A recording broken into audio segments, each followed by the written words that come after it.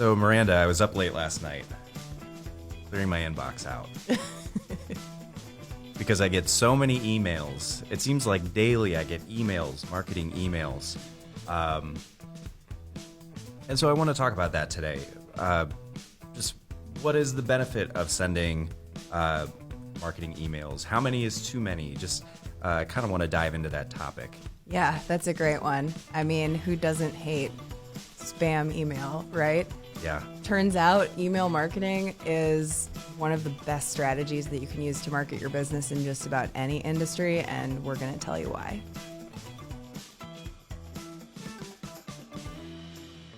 So, welcome to The Squeeze. In this week's podcast, we're going to be talking about email marketing. So, Miranda, why don't you take it away? All right, Joe. So email marketing is a touchy subject for many business owners that I talk to. As soon as I offer it up as a suggestion for a marketing strategy, I hear pretty much the same complaint. Oh, no. I hate all the spam that's in my inbox. I don't want to be one of those people. No one's ever going to open it. I don't want to buy a list. You know, all the same complaints, right? No one ever is going to see my emails. However, the data does not lie. Email marketing is by far the greatest return on any investment in any of the marketing strategies that you could invest in. It's not immediate like advertising, but I mean, we have countless case studies that show huge revenue boost from consistent email marketing strategies. But they're deliberate, you know, and it's not just about spamming and sending daily emails, right? It's sending the email with intention. It's advertising with, you know, a specific goal in mind. It's creating catchy, you know, interesting subject lines that make people want to click in. We see email marketing benefit the e-commerce industry significantly more than others, right? Just because it's more of an immediate action, an immediate conversion that's happening within the email marketing strategy. So you get an email into your inbox, it's talking about a product or a sale on a product or a specific product line, whatever that is, and you click in, you buy that product. Pretty simple conversion process. Right. It's very easy to track. It's very easy to attribute revenue directly to the strategy. And so good email marketing strategies in the e-commerce world, typically we see like 30-40% open rates. Wow.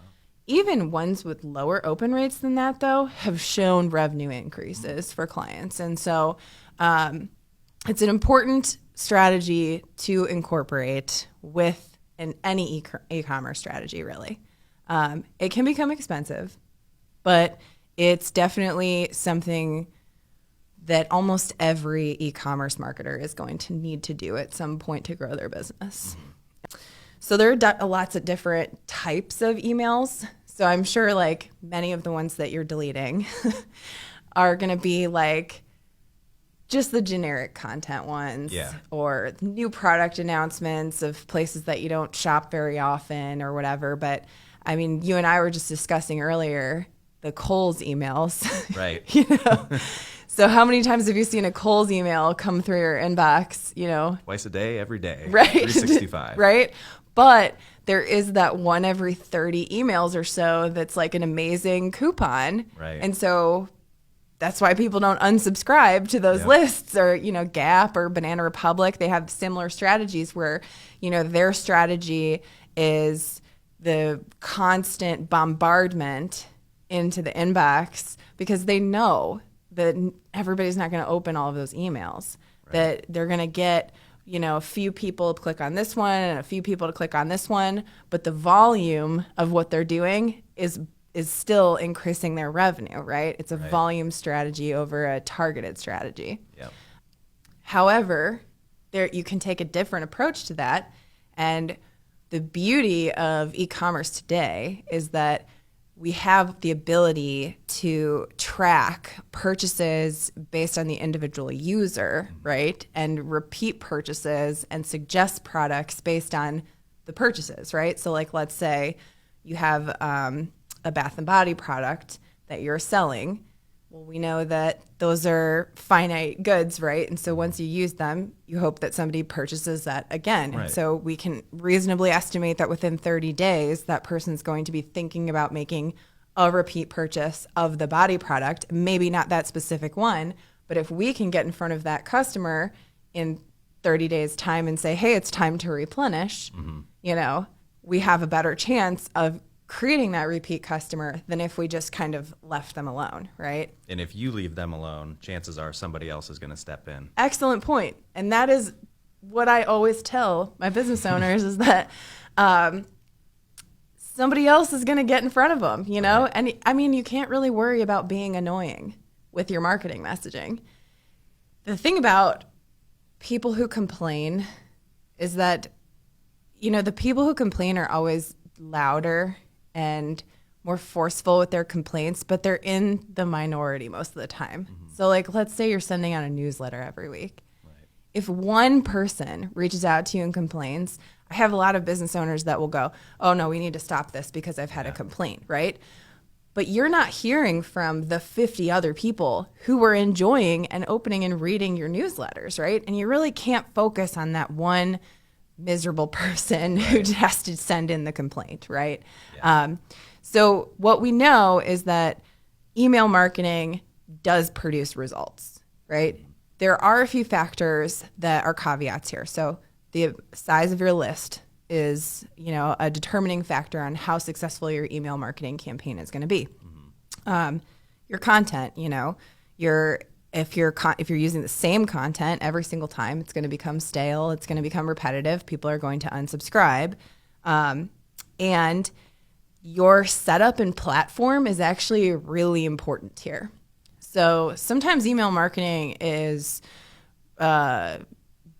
definitely shunned from the small business community because it can become expensive to use one of these email marketing platforms. So like we know the big ones like MailChimp and Constant Contact, and we use the Squarespace email marketing campaigns too. And they can become expensive, and they're based on the size of your list. So as your list grows, your cost of using one of those services grows. And a lot of people will come to me and say, well, I don't want to have to pay for that. Why can't I just send emails from my own personal email account and BCC everybody and just send the email, right? Yeah. You can't. You can't do that. Unfortunately, that is a clear violation of new regulations that have been put in place over the last few years that have to do with data protection. And so it stemmed from the European Act, GDPR, the Data Protection Act, that states that you cannot reach out and communicate to people without their express consent. And express consent has been for many, many years a really loose term, but they've pretty clearly defined it now going forward. And so if somebody hands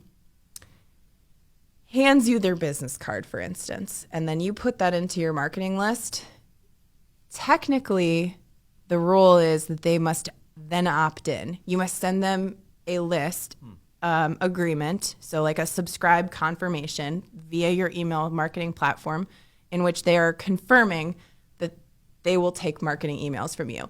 If you are sending them an email just person to person, right? Hey, it was great meeting you. No laws against that, right? But if you're going to send them a promotional email, something requesting business from them, or, you know, asking them to really do anything or take any level of action with your business, they must give you express consent. They must subscribe. And so the subscribe feature on your website is really important. And so if you are simply just taking a contact list and creating a regular email out of your own inbox and putting promotional material in there, that's a big problem. And you're leaving yourself very vulnerable to lawsuits and fines and all kinds of stuff. I mean, we've seen over the past, several years since the GDPR came into play, businesses fined millions of dollars for violating this act. And people are very sensitive about their data today. I mean, it's incredibly important to be respectful in that way.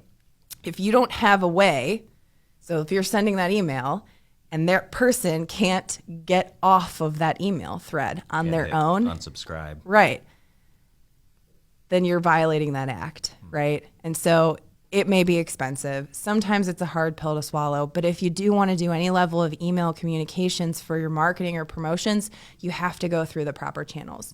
It's not worth risking the fine that could put you out of business. And that's how we always approach really any of these strategies. Like, there's always going to be a black hat way to do it. There's always going to be a cheap, underhanded way to do it. But going above board is always the best way to take. I mean, just hands down, that is where you're going to want to be, above board, especially when it comes to your business. I mean, it's your chief source of income. It's your baby, right? You want to take care of your business. You want to respect it. You want to make sure that you're following all those rules so you're not leaving yourself vulnerable for that. So what would be a good way to build up an email list? So subscribe features on your website are easily the best way to build a marketing list. Having pop-ups where people can easily put their information in, having, subscribes in the footer. Also, if you are an e-commerce business and people are purchasing, it's pretty simple to add a add me to your mailing list check mark, and that meets all of the criteria when it comes to somebody subscribing and giving that express permission. And so anybody who is interacting with your business in any way, asking them, can you please subscribe to our marketing list here?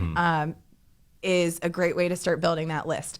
If you are in person at an expo or you're showcasing your business or you're doing something locally, you can leave a pad of paper out and have people put their email addresses down to subscribe to your list and then manually put them in. At your physical register when people are checking out, you can have an iPad out with sign up for our mailing list. Incentivizing signing up for a mailing list is also a really great strategy. Like, receive a free something for signing up, or get those always get me. Oh, me too. I'm such a sucker. 15% off my first purchase if I give you my email address, of course. Yes, I'll give you my social security number too if you ask. Yeah, right. I mean, we're suckers for the deal. Yeah. But those can be very effective, and just asking really is just asking. I think that sometimes people are afraid to do those kinds of things, right? It's scary to ask because nobody likes to hear no. Right. Yeah. But the more you ask, the more people are going to do it. You can post out on your social channels that you have a marketing list and direct people to subscribe to that marketing list. I mean, the value, talking about the value in what you're offering with your email marketing is also a really important thing to feature when you're asking people, right? Like, we send out coupons, we send out tips and tricks, we send out important industry information. So for example, we have a client that's in disaster restoration. Pretty boring stuff, to be honest with you. when you think about it, like, I don't know that I would open up an email from a disaster restoration company about proper home maintenance, every week. But what we do to incentivize that list is that we have a very localized marketing list for this client, and we post out localized content about storms, about regulations, about city planning stuff, about construction, and so it's loosely related content, but it's also helpful information. Right. Like we were talking about in the blog episode, how are we being helpful to this customer base? And then we have increased open rates and click-through rates and customer loyalty as a result. Right. Building that authority and building a relationship. Exactly. Well, now I feel bad for being so upset about all those emails. So one last question. Is there, I know it's going to depend on the brand, but can it ever be too much? Oh, yeah. Yeah. I would argue that those Kohl's emails that we were talking about, they're too much, right? A lot of stuff is going to be industry specific with email marketing, right? Like, if you have a financial services company, you don't want to be bombarding people every single day with a newsletter, right? Like, it's a reasonable thing to expect maybe once or twice a month, a financial update newsletter about the company or, interesting tidbits going on. And maybe peppering in some like breaking news and, stocks and mutual funds and that kind of stuff, right? Right. But it can definitely be too much, and that really can be informed by the metrics. And that's one of the beauties of email marketing, honestly, is the incredibly robust metrics that you can get. And you can learn so much about your demographic, about your customer base from those metrics. Yeah. I mean, you have down to even the individual components within the email, how many people are clicking on those. And what's great about some of the services that we use, like MailChimp, will even tell you which subscriber clicked on those buttons. And so what you can do to kind of boost your relationship with those people who are engaging with your company is you can segment off parts of your list that frequently click and send specific communications to those people who care about what you're trying to say. So really, if you have a high unsubscribe rate after a newsletter, that's really what's informing your future content, right? Yeah. Like, oh, clearly this missed the mark. Somebody didn't like something about this, or it was boring, or they don't want to continue to engage with me as a result. How am I going to adapt my strategy in the future? Right. It's important to note that once somebody unsubscribes, you cannot add them back to your list. So, right. Yes, they have to manually do that themselves, right? And there's lots of systems out there that you can buy into that will help boost your subscribe rate, and that will help you add questionnaires to understand why people are unsubscribing from your list, or anything along those lines. The last thing that I would add is that I would be extremely cautious about purchasing an email list because these data protection acts are in place, and they aren't truly in place everywhere, but they're in place in enough places that we should all be paying attention to them right now. Yeah. Sometimes you can buy lists, you don't really know how old they are. You don't know where they gleaned those people from. You don't know if those people were aware that their information was going to be sold through a list company, right? And so important to vet whatever company you're going to purchase that list from. It's not unheard of to do so, but it's very, very frowned upon in the email marketing industry. That's good to know. Well, I know a lot more now about email marketing than I did before, so thank you for that. And if anybody wanted to get in contact with Marketing Juice to talk about email marketing, where would they find us? marketingjuice.biz on our website. You can reach out to us through there. We offer email marketing plans and create completely custom strategies for our clients with varying frequency. We write the content. We optimize the content provided by the client. We create our own imagery. So just pretty much anything under the sun. And we can really help inform that strategy for you. So if you are a business owner who is interested in dipping your toe in the water of email marketing, we would love to talk to you. So head over to our website, marketingjuice.biz, send us a message, and we can get a quote for you right away.